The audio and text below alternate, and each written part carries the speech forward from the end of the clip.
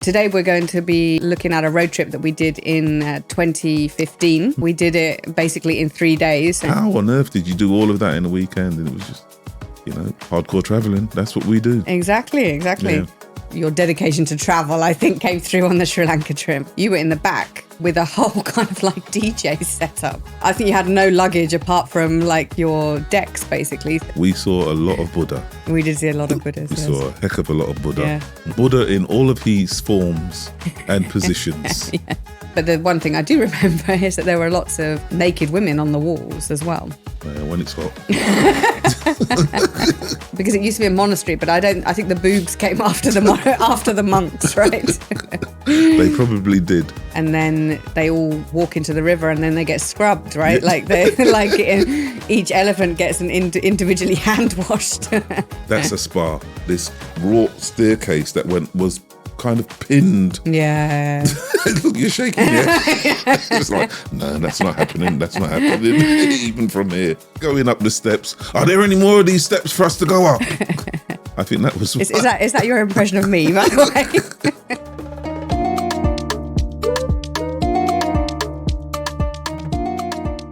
So welcome to... This is Bantering Across Borders, part travel guide, part friendship diary. I'm Sarah. And I'm Tony. And we're two best friends who travel together. And between us, we've been to over 100 countries. This is podcast season 2. Season 2. Amazing, right? Season 2, episode 2. Season Amazing 2. How time has flown. Exactly. Season 2, episode 2. And we basically share travel stories, random road trips that we've been on. We reminisce about our random escapades sort of on and off the beaten track, all the while unpacking what it means for us to stay buddies, stay friendly with each other, and why travel. Friendly. Not that friendly. Yeah, let's for people who don't know us, yes, definitely not that friendly. Not that type of friendship. We sometimes share the odd travel tip or two. Today we're going to be looking at a road trip that we did in 2015. 2015. Yeah. It was our second road trip. Second ever road trip. Yeah, second ever road trip after the Saudi one that was in 2014. Yeah. And this one was sometime early in 2015. July 2015, I think. July 2015. Yeah, and it was to Sri Lanka. To Sri Lanka, the lovely island of Sri Lanka. Yes. And this was a typical trip for us in that we did it basically in 3 days. So fly in, fly out. So what we're going to be doing today is really sharing how to visit Sri Lanka for people who have a very busy schedule. So we're talking about basically landing in Colombo and then heading out to Pinnawala and then to the Lions Rock and to the cultural centre and then basically making it back for your Monday morning business meeting. Definitely. And yeah, I mean, it was a good trip. Actually, it was really weird. And as I've said before, because I got the plane from wherever it was, from Dubai to Colombo. And on the flight there, the stewardess came along and said, what are you going to Colombo for? And I said, I'm just here for the weekend. And she said, what are you going to do? I said, I don't know. My friends organised some sightseeing. Which is typical. I do all the work. Sarah does most of the work. I bring my presents. And anyway, so yeah. So she said, oh, well, how long there? And I said, just for the weekend. She said, oh, well, you're not going to be able to see that much. But, and I said, well, the one thing I want to do is go and see Kandy. And she said, well, it's going to be a bit of a journey if you're just here for the weekend. But it was really weird because when I was flying home on the Monday morning, it was the same crew. And she said, I remember you from the other day. How was your trip? And I said, it was great. We saw so many things. She said, did you manage to make it to Kandy? And I said, yes. And she just gave me this amazed look of how on earth did you do all of that in a weekend? And it was just, hardcore traveling. That's what we do. Exactly. Yeah. Well, before we talk about how we did the trip in 3 days, what was your wow moment, would you say? What was your biggest memory from Sri Lanka?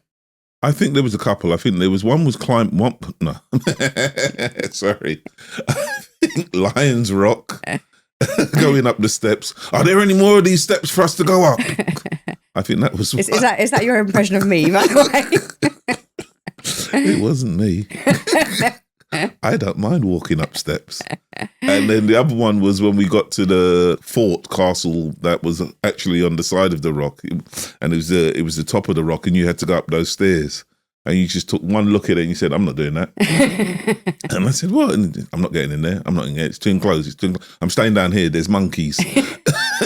I do remember that. Yeah, there were monkeys. So, there were monkeys. Yeah.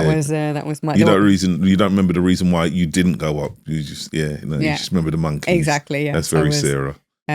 Convening with nature. Yeah. Yes. Like those are my main moments. I don't actually remember that much being in the car. Yeah, I one of my biggest memories is actually in the car, because I was in the front and you were in the back with a whole kind of like DJ setup. I remember. I was like, I don't even know. I think you had no luggage apart from like your decks, basically. So we hired a driver, which is one of the key things if you're going to do a tour of Sri Lanka, really as extensively as we did in the short time that we did it in. So I was in the front, and beautiful views, by the way. One of my biggest memories is it's stunningly beautiful and very, very green. Verdant, very nice. Verdant, very I like nice. that word. Yes. It is stunningly green and like so many different shades of green, and it's very tropical. So it was a beautiful drive like the whole time, but it was made even more beautiful, I think, because you were playing all my favorite songs from the back seat, really. But my other biggest wow moment was seeing a 15-meter long Buddha, like reclining Buddha, in a cave that I wasn't even expecting to find at the top of a mountain. Yeah, Dambulla. Yeah, so that for me was also an amazing thing. But let's maybe just tell people a little bit about Sri Lanka, the island of Sri Lanka. Yeah, the island of Sri Lanka. I didn't really know much about the island of Sri Lanka, apart from the fact that it used to be called Ceylon. They have a lot of elephants, 20,000 apparently. Yeah. And we met a few of them. We did, yeah, we saw we met a few lots of them. elephants. We went to the sanctuary, so that was quite nice. I hadn't realised that before as well, that the elephant was the national symbol of Ceylon. But it's not. It is? No, it's not. The national symbol of Sri Lanka is the lion. It's on their flag. But there are no lions in Sri Lanka. That's why I thought it was the elephant. Well, I mean, I think probably if there's a national animal, yes. It would have to be, like I guess the British bull. Yes, it would be the elephant. But yes. From a symbol perspective, it's the lion that's on the flag, and it's the lion that is. There's a lot of statues of lions around the place because it signifies the.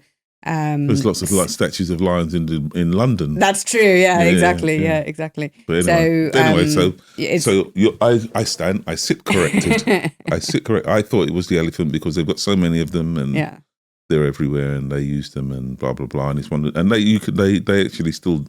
Up until recently, they were still domesticating them, but they're not allowed to do that anymore. Okay. They passed a law to stop that from happening. Domesticating it meaning, you can have one as a pet. Like that kind of stuff, and training them and all that stuff nonsense. So they stopped all of that. The main thing from Ceylon is obviously tea. Yes, yeah. Tea and cinnamon. Yes, tea and cinnamon, yeah. And rice. I didn't know about the rice. Yes, it's one of their major I think it's their second largest export. So it's rice.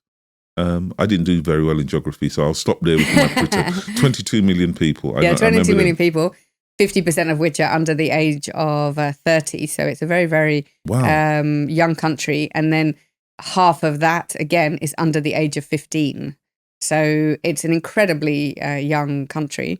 Sounds like Essex. I'm not going to comment. I'm not going to comment on that. And it's very tropical, right? So it's humid all year round. So I think the lowest levels of humidity are like 65%, but it gets up to 95% basically. And in 2004, it was a bit more than 95% when the tsunami hit.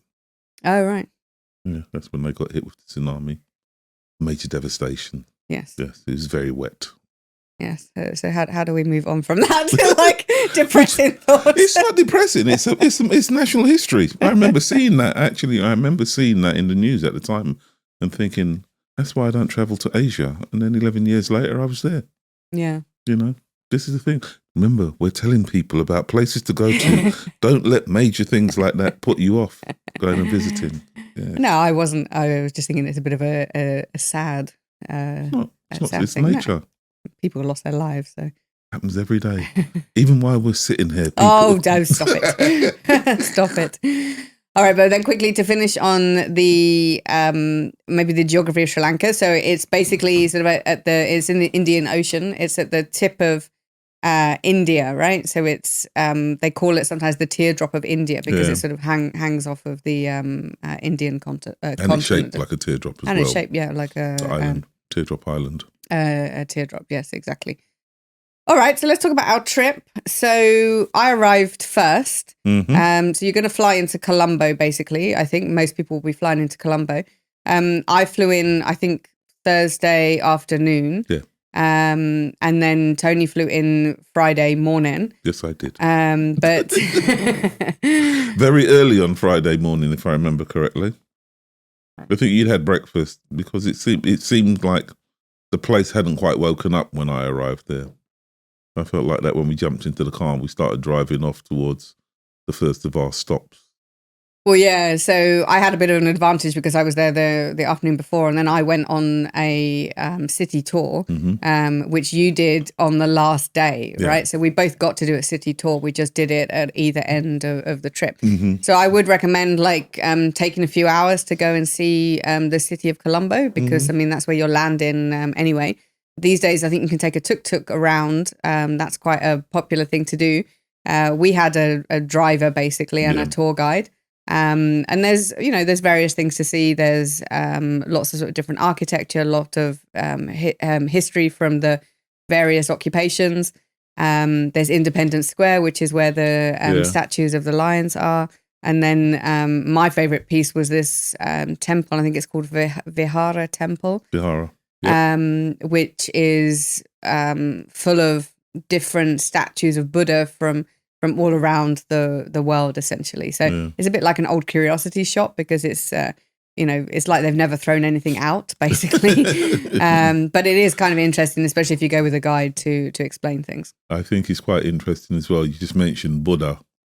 I think when you asked me before about what's the resounding memory of Sri Lanka, I think apart from what I said before, Buddha, definitely.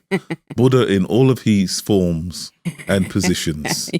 We saw a lot of Buddha. We did see a lot of Buddhas. We saw a heck of a lot of Buddha. Yeah. What is the plural for Buddha? The Buddha. Well, you'll get struck down.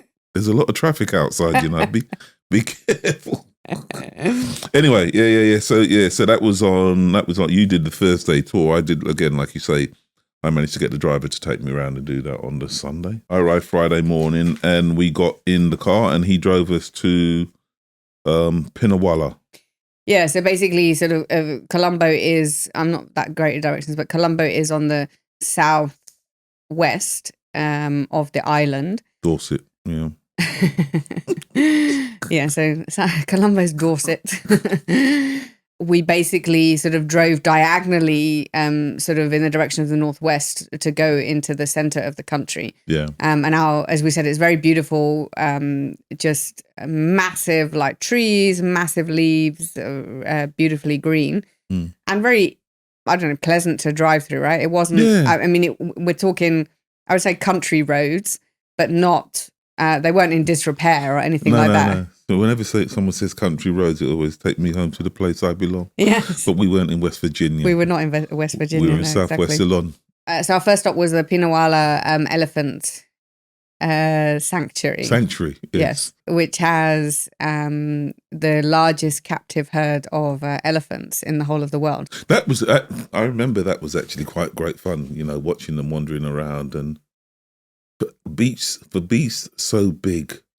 They always look like little cuddly toys to me. Yeah. Especially when you're close up and interesting, especially when the little baby ones are around. They really look like, I can take one of those home with me. I mean, it could be too big for hand luggage. But they were actually really, really cute. And then there's one point where we were watching them and they were washing them. And yeah, so they walk them all down, like I think twice a day or at least once a day. They walk them all from the sanctuary down through the village to the river, like to this massive river. Yeah. And everyone just stops and watches them. And then they all walk into the river and then they get scrubbed, right? Like each elephant gets individually hand washed. That's a spa. Yeah, exactly. That's great. I mean, that was really, really good fun to watch. I mean, I don't even like getting wet particularly, but I didn't mind it. I didn't mind the spray from that. It was really, really good fun. It was really to watch, interesting to watch. And I mean, there is some controversy about places like that, the elephant sanctuary. From my perspective, they had quite a lot of grounds to walk around in. But if you don't like those, that type of approach to sort of animal conservation, there are other opportunities to go and see elephants, which we'll talk about a little further on. We followed the elephants down through the village. That took a bit of a while, right? And then there was the washing. So I don't know, probably an hour. Well, it must have been an hour or two. It was a couple of hours that we spent there. And then it was another 90 minutes, because that was about 90 minutes to get there, and then from Colombo, and then it was another 90 minutes to get onto the next place.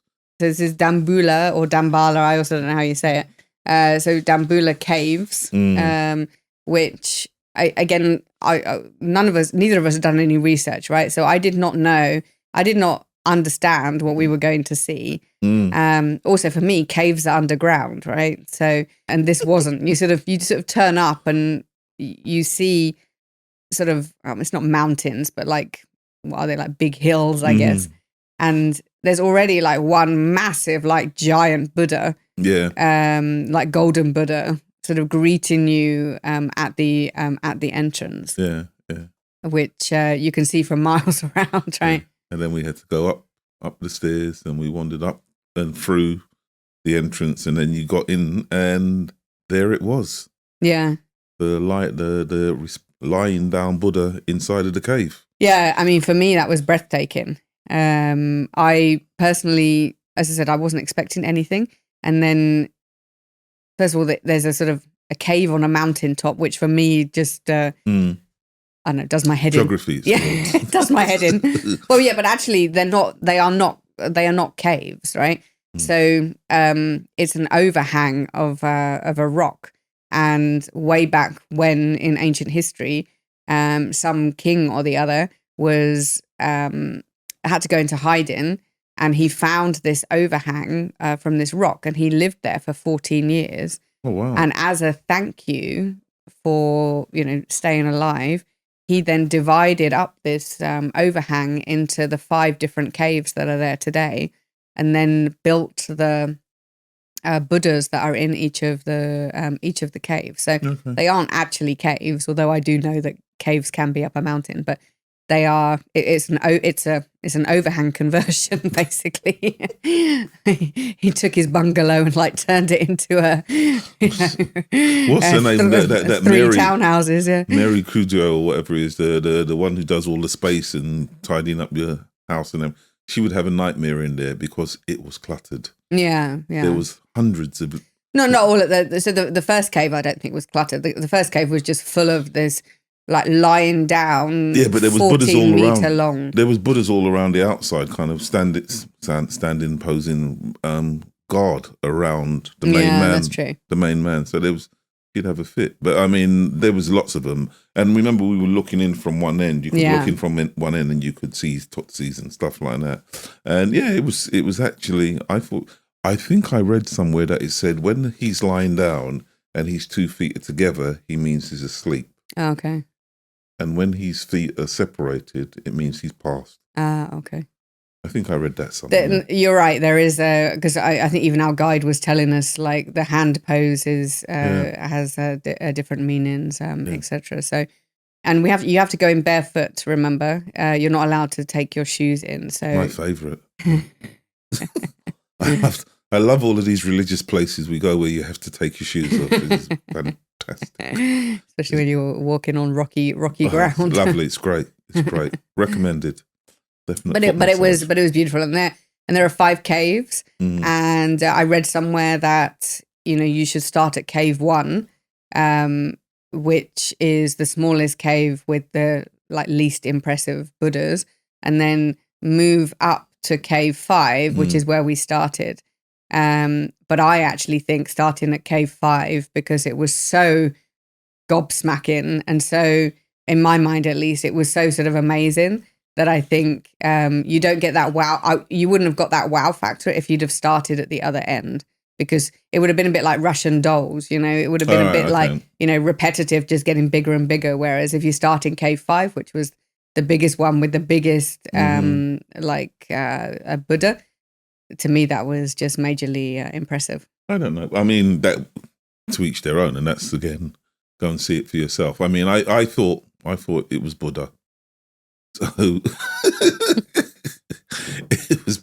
And I just, I mean, that's one of the things, particularly when you travel in Asia, you know, the different depictions of Buddha in the different positions and stuff like that. I think there's always one that will stand out. And I don't actually even remember 1 to 4. I just remember the big boy. Yeah, exactly. And I remember we went out, after we came out of there, we went down to the side and there was an amphitheatre. Yeah. And there was another one down there. So I remember those 2. And it's a nice view from there as well, right? Yeah, so it looks over the area, and I think we were there sort of close to sunset, right? Yeah. Because it was sort of towards the end of the day. Yeah.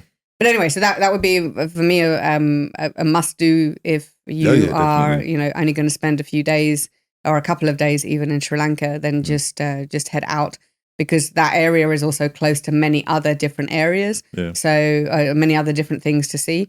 And so it becomes a sort of an easy visit. It's a 3-hour drive if you just go directly. But as we said, we stopped off at the elephant sanctuary. So 3-hour drive if you just go straight out. And then we stayed overnight in kind of a lodge, right? That was was relatively close to the Dambulla Caves. Yeah, what was it called? Cinnamon Lodge? Yeah, Cinnamon Lodge. Which was, I remember when we went there, because they assigned us our rooms. I think I had to do a work phone call, and so I went down to the restaurant area, outdoor restaurant area, and I made my call while you went off to your room.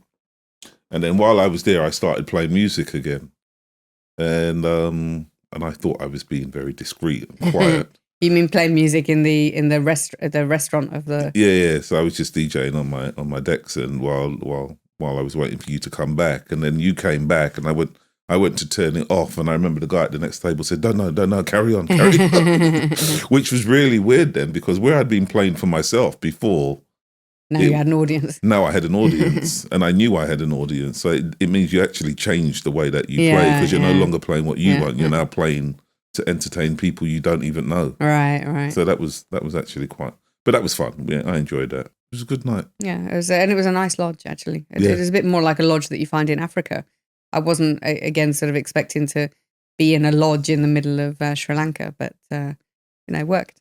It worked. It was really, really good. And yeah, again, like I say, I mean, I think we've been lucky, particularly on some of our trips, where just going there and just being there and just doing it, it gives you the opportunity to see stuff. And then obviously the next day was actually going... It was going out to Lions Rock, where people come from all over the world to see Lions Rock. Yes. And walk up to see Lions Rock. Yeah, so Lions Rock is a little bit, it's an old city to start off with, I think called Sigiriya. Yeah, Sigiriya. Sigiriya is the city. But Lions Rock itself is a bit like Ayers Rock, right? In its shape. It looks like a sort of like a baked loaf. Meaning it's not a sort of a mountain top, it's sort of, it's a flat rock. Yeah. It's flat topped rock. Flat top rock. That's what I was looking. That's the word I was looking for. Yeah, and as I said, they built this staircase that leads up to it. Obviously, wasn't there when they did it to begin with, and they built the staircase that goes up to it. And I remember we got halfway up it, and that was, and it was those horribly awkward steps where it's like 1.5 paces. Yeah, exactly. So you can't just do it one at a time. You have to do one and a bit. Yeah. And we got kind of like halfway up, and it was just like, is there any more of this? And I just thought, calm down, darling. Yeah, and at that stage, I didn't even realise that we were supposed to go up that rock. I mean, we're talking like we're still walking along like flat surfaces into the direction of the city and the rock. Yeah, and then we got there, and it was actually quite impressive. Well, it was impressive. People travel around the world to see it. It is impressive, worth going and have a look. And then we went round the side, and then they had this wrought staircase that was kind of pinned. Yeah. Look, you're shaking your head. It's like, no, that's not happening. That's not happening, even from here. But they kind of had a wrought iron staircase that they'd pinned to the wall. Yeah. That was twirly, It was like twirly. a spiral staircase. It was. Which is my worst nightmare. Yes, as I found out. Yeah, I can't do spiral staircases. As I found out, because it was, you just took one look at it and it was like, that's not happening. Yeah. And I thought, what? And just, nope, I'm not going up there. I'm going to stay down here. I said, well, I'm going to go up. Like, off you go. Because for me, like, I always think I'm going to get trapped because I'm a slow walker anyway. But those is why I don't go up church steeples and things with those spirally staircases, because you can't see the exit and you can't see the entrance, and you're sort of just like stuck in this corkscrew with like somebody's arse like looking, like blocking the view. What a way to go. And then, you know, somebody else like behind you, you know, is also like with a great view. With a great view, and if you're slow, then you're blocking like everybody else. So yeah, I couldn't do that. That was against all of my principles. But it was actually great, because when we got to the top, and what I found was very interesting is when we got to the top, they actually had the palace. Yes, yeah, because it's an old fortress, right? Yeah. And it was the ruins of the palace. And I remember one of the things I thought was really interesting was that you could see going around the outside of the wall of the structure, there was a groove in the wall. And the guide actually said that in the old days, what they would do is when it got hot, they would fill the grooves with water. They'd have water that would flow through, and it acted as air conditioning. Oh, wow. So they pumped water up from down, you know, at the bottom. It pumped it all the way up, and it followed all of these grooves and went round and cooled the air. They did have a lot of, it's a bit like the Romans, that site had a lot of drainage systems, like very sort of modern pieces of infrastructure. Yeah. But the one thing I do remember is that there were lots of naked women on the walls as well. Well, when it's hot. Have you been down to Kite Beach recently? Well, there were, right? There were lots of paintings of like topless women. See, you know, artists have always, look at Rubens and people like that. They've always liked to immortalise the female form. But I can't remember the story behind that, though. There was some. Who cares?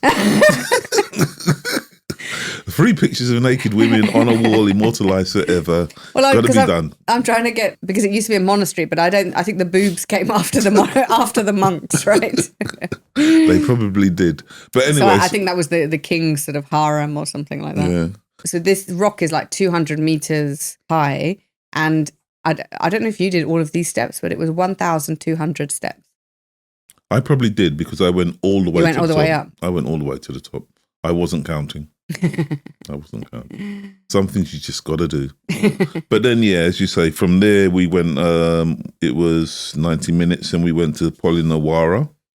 Yeah, which is a massive. It's also a UNESCO World Heritage Site, right? Yeah. And that's a massive archaeological site, right? Yes. You could spend hours in. I mean, it's really absolutely massive. But I think if you're going to go there, you have to really be into the archaeology and sort of really dedicate a whole day to sort of going around it, if that's what you want to do. Yeah. We spent, I probably also like an hour, a couple of hours, which was enough for us. Yeah. But what I quite liked about it was that, you know, unlike some of these archaeological sites where you're sort of almost like looking at a field of grass and they were, oh, this is the Emperor's Hall. And you can't, at least I can't like visualize, you know, what it was. Here, there's a lot of the old sort of structures are still there, and you could really visualize what it was. So I quite liked it, but I didn't feel the need to sort of stay any longer than. And it was actually when we were there wasn't actually that many people at the site at the time. True. I remember it being quite vacant, pretty vacant, as Sex Pistols would say. And then from there we went on the evening safari, I think it was. No, then we went to the Temple of the Tooth. That was in Kandy. Mm-hmm. So that is a temple where it's basically Buddha's tooth. The relic allegedly of Buddha's tooth is there are only 2 verified teeth artifacts in the world. One is in China and one is there. So that's a very sacred temple. There's also a nice walk to it. Mm-hmm. That was quite busy though, right? Because it's obviously very sacred to a lot of people, and so there's a lot of worshipping going on, and there's a lot of people visiting. But still, beautiful temple, nice to visit. and not very far. This is all in the same area. They call it sort of like the cultural triangle. So it's all sort of within the same area. Yeah. And then after that, in the evening, we went on the evening safari. Yes. So that for me was unexpected, to be honest. We went to Minneriya. Minneriya. That sounds like a medical disease. Yes, we're too educated because the same word came into my I know. But yeah, so we went to Minneriya and we went to National Park, and that was quite good. That was a national park. Lots of nature, and more elephants. Yeah, more elephants in the wild. So that was great to watch them wandering. Yeah, around. And we had open air. Open roof Jeeps. Yep. Yeah, it was very nice. Yeah. And actually, that's I've done that a few times. The whole open air Jeep thing, and you're bounding through the bush and you see the creatures running around, and I think that makes you feel a bit more. When you see them in their own environment, this is the thing: is when you see them in their own environment. You talked earlier on about the zoos and people not feeling happy about them being contained. I think to a certain degree, we have to realise that some of that has to happen. Yeah. The only way we can actually get to truly study them by, if we want to study them and we want to contribute to their livelihood in the same as we claim we want to, you have to get close. But this is the other side of that, is when you actually go and see them in their own habitat and they're doing what they want to do and they're wandering around. And, they just have to worry about, a Land Rover hurtling through at 20 miles an hour. Yeah. But yeah, the other thing about that area is particularly, I can't remember whether we went in the dry season, but you could see them when they come down to the river to drink. Yes, yeah, exactly. That's where it's not the oasis. They were proper watering holes. Watering holes, essentially, yeah. And massive packs of them, herds of elephants. Yeah, that was great. And then it was back to the resort. Yeah, back to the resort. Another nice evening, probably with you DJing, me eating. Yeah. And then really the next day it was a 5-hour trip back to the airport. So for you? Yeah, for me. But I mean, you were in the car with me. Yeah, I was there. So the next day was back to the airport. And then when we got back to the airport, we dropped you off. And then he took me into town. And then that's when I did my tour of Colombo. And we drove around. He took me to the museums and the Independence Square, yeah. 1948 independence from the British. And that was really, again, I mean, you mentioned the architecture earlier on. So they were populated by the Portuguese, who were then replaced by, I think it was the Spanish. The Dutch. The Dutch. It was the Dutch. And it was, so it was the Portuguese and then the Dutch and then the Brits. And then after the Brits left in 48, they've been independent ever since. And it's absolutely wonderful. I was never one for architecture. Growing up in the centre of London, you're surrounded by it, so you kind of don't really even think about it, take it for granted. But when you go overseas and you see, how did they actually do that? Right. It always amazes me when you go and you see, how did they actually do that? Somebody stood on Regent Street and looked at the Wren, design and thought, I'm going to take that, across the world to the other side and, do the same thing. So that was quite a nice day, just looking at all of that and getting in touch with that. And then it was home. Yeah. So that was our 3 days, basically. So Colombo, Pinnawala, then really the cultural, the whole cultural centre. So Lions Rock, Sigiriya, the archaeological sites, and then the Dambulla Caves and Kandy. Would you go back? Yes. Yeah, I mean, one of the things is that, as you mentioned at the beginning, we've done over 100 countries between us. I mean, I've done 105 countries myself, and remember, this was all part of my getting to 100. Right. So you did it relatively quickly. I did it really, really quickly. I wanted to see the main things, but now I've done the 100. It's which of these places would I go back to? Because there's a lot of countries I've been. It's like, thanks, no. But this is one of those ones where I'd actually like to go back. Yeah, I'd also go back. I would. There's so much more to explore, I think. Like I'm not a beach person, but obviously Sri Lanka is known for beaches and diving, but also for things like hiking, also for things like their jewelry. So there's many different things that you can do and spend a lot longer there. Now, this was a second trip. This was our second trip. So what did you learn on that trip that you hadn't observed on the first one? I think maybe like I realized that, I mean, we said this before, but you can sort of sleep through anything. So on the second day, I think after that, we talked about like you DJing all night and then doing some presentation or the other for work.